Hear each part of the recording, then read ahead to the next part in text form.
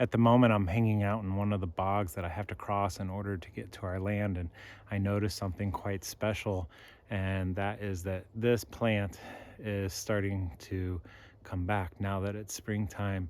In Finnish, it's called suopersu. In English, it's called bog tea or marsh tea. And bogs are known to be quite infested with mosquitoes in the summertime. So about a month from now, there'll be plenty of mosquitoes right in this area. And it's interesting that this plant grows here because it is a mosquito repellent. All you do is crush up the leaves and rub them on your clothing, and it will keep the mosquitoes away. So this is an important plant. It is considered a tea. However, internet sources do say that it's quite toxic to the kidneys. So, be careful when trying it. I have not consumed it myself, but I have used it as a mosquito repellent, and it does work for that. According to folklore, people also used to put it in their houses to keep the mice away. But I just find it's so interesting that nature does things like this, where there's, a possible issue like, mosquitoes, nature also provides the antidote. Where I grew up in Tennessee, there's a lot of poison ivy. And there was also an interesting phenomena there as well. Right next to the poison ivy, there was a plant called jewelweed, and it had an antidote to the chemical erythritol that's in poison ivy that makes you break out in a rash. And it's just so curious that nature works this way. I know there's many other examples of this as well. And, is it one of those things like, is that a coincidence? Or like, is there something else going on there that we don't quite understand? I'd like to think that there's something else. But this is an example of, one of those interesting natural coincidences. Yeah, it smells really delicious. Definitely has like a citronella, rosemary type of a aroma. Really special.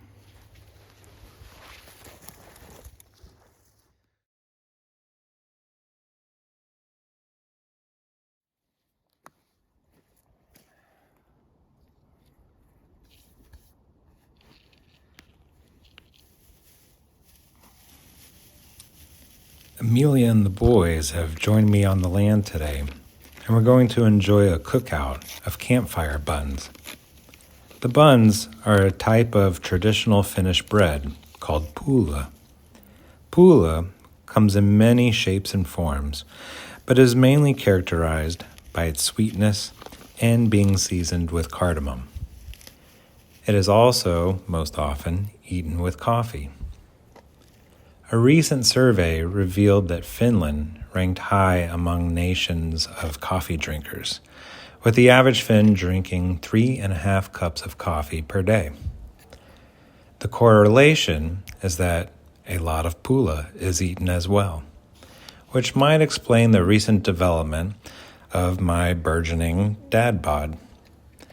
However, with all the increased manual labor I am doing, I'm not too worried about the caloric intake.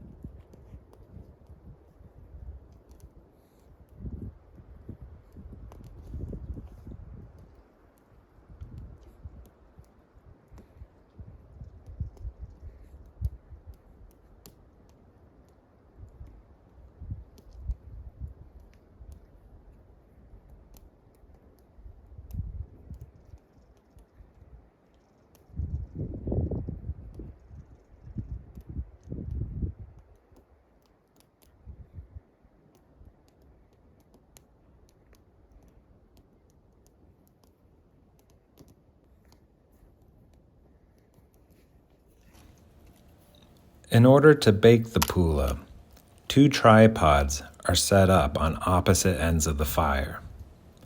The pulla dough is wrapped around a stick, and the stick is placed over the fire, held by the tripods. The result is a smoky, sweet bun.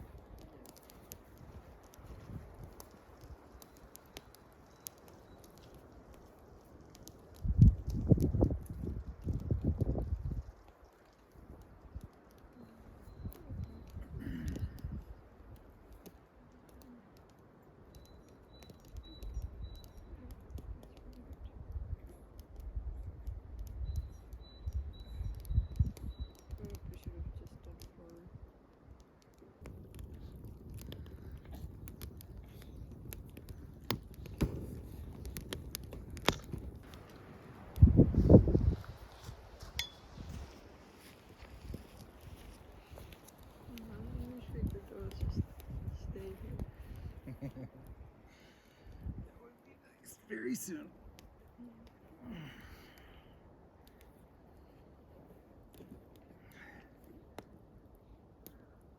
Oh, you like watching the fire?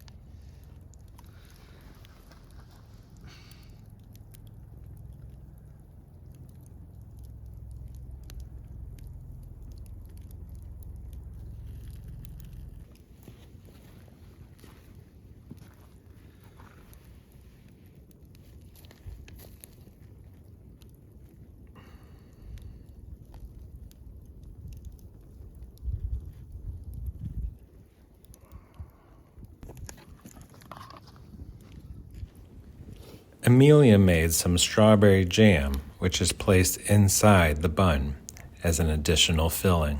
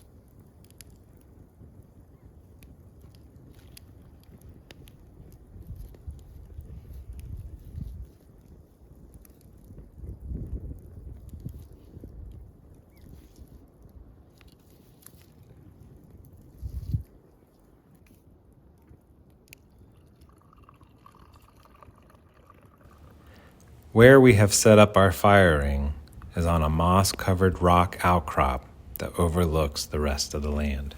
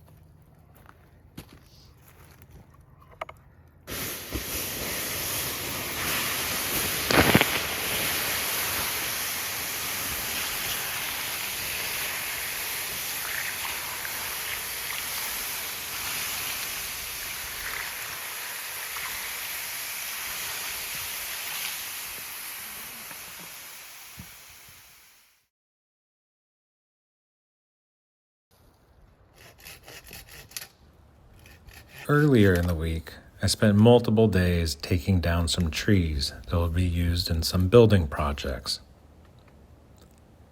I prefer to use an axe and handsaw to process the trees instead of a chainsaw. It takes a lot more effort and time, but the sound is infinitely more pleasant, and I don't have to deal with mixing oil and fuel and potential spills and broken mechanisms.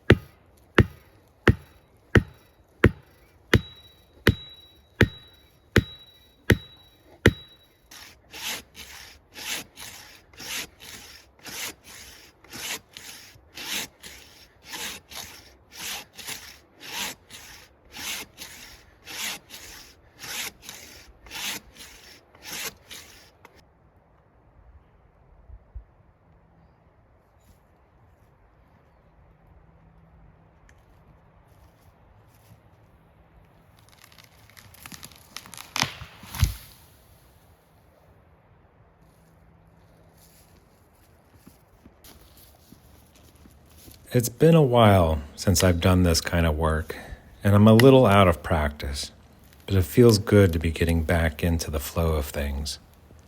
The last time I did major tree work was right after the pandemic had begun.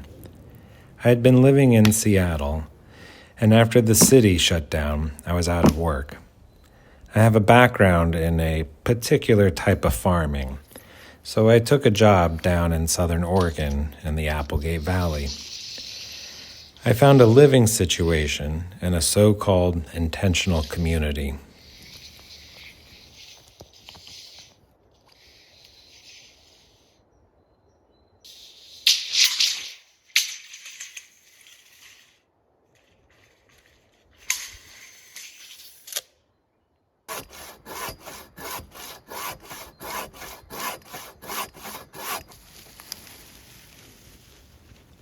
The idea in such a community is that everyone puts in a certain amount of time on a shared piece of land, such as working in the garden, taking care of livestock, cooking in the kitchen, or working on building projects, and everyone gets to benefit from the shared effort.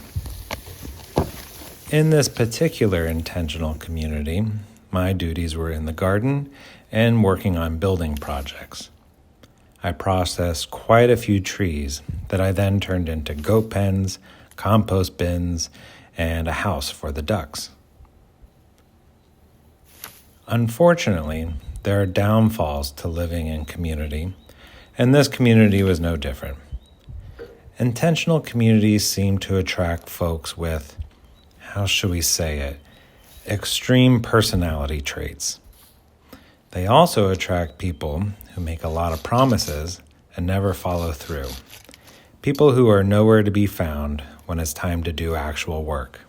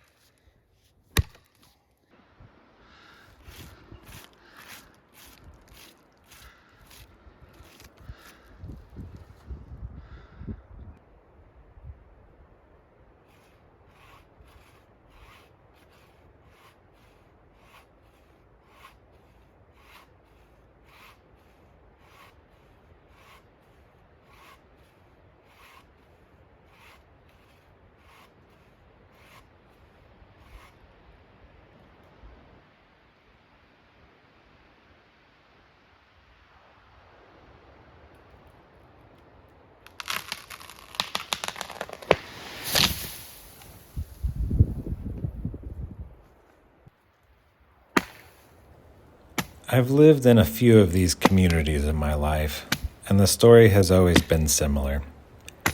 I'm sure there are some healthy communities out there, but unfortunately, that hasn't been my experience.